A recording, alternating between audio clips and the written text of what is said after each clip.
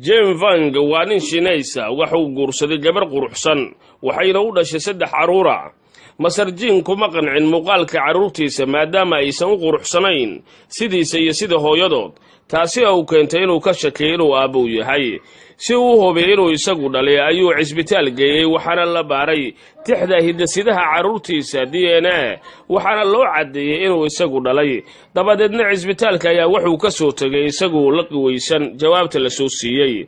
Markuu guriga yimid ayay xaaskiisu u sheegtay inay yaraanteedii aad u foolxumayd sida caruurteeda, laakiin ay isku samaysay qaliin isqurxina plastic surgery ayna ku bixisay lacag dhan $70,000 iyadoo arrinkaasi ka qarisay maadaama ay aaminsanay inuusan ogaan doonin ninkeeda.